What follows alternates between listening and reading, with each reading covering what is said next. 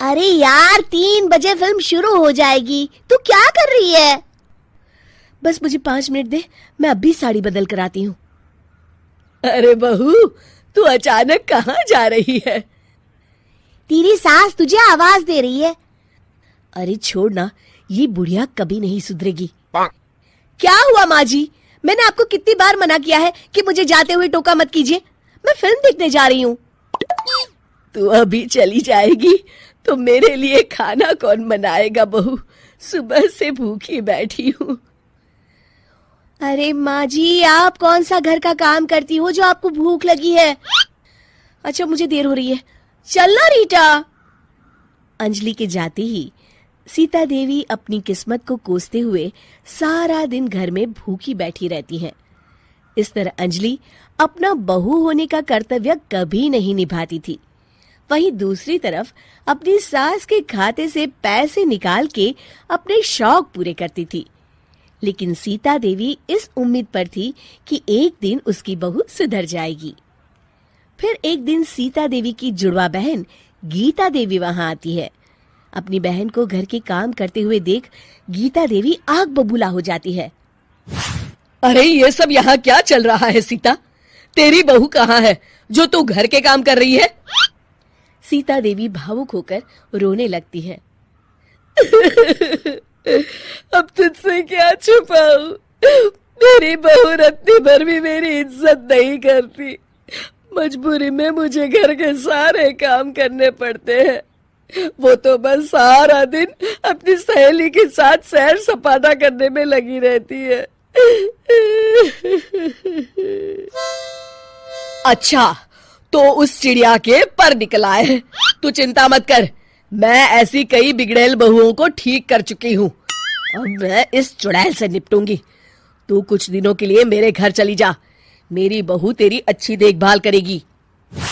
फिर दोनों बहनें आपस में साड़ियां बदल लेती हैं और सीता देवी अपनी बहन के घर चली जाती हैं। देर रात अंजलि जब घर आती है तो अपने कमरे का नजारा देख उसकी आंखें फटी की फटी रह जाती है।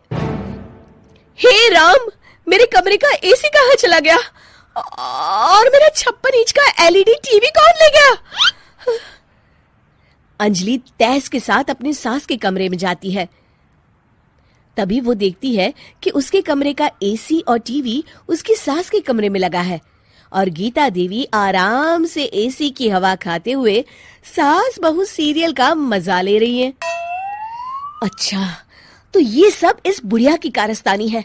अभी इसे बताती हूँ। ये सब क्या है माँ जी? आपकी हिम्मत कैसे हुई मेरे सामान को हाथ लगाने की? क्यों बहू, ये सारा सामान तूने तेरे पिताजी के पैसों से खरीदा है क्या? हैं?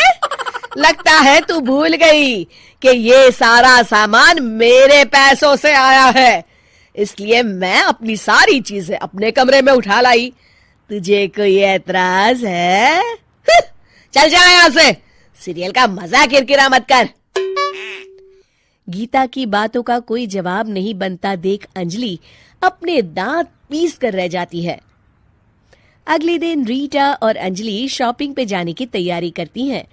अंजलि जैसे ही अपनी स्कूटी पर बैठती है तभी गीता देवी स्कूटी की चाबी निकाल लेती हैं।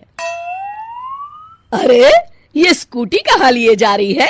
ये भी मेरी कमाई की है। माँ जी, ये तो आप हद कर रही हैं। मैं बाहर पैदल जाऊंगी क्या?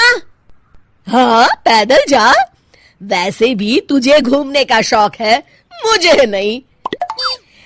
देखिए माँ जी, इस तरह मेरी सहेली के सामने मेरी बेइज्जती करके आप ठीक नहीं कर रही हैं।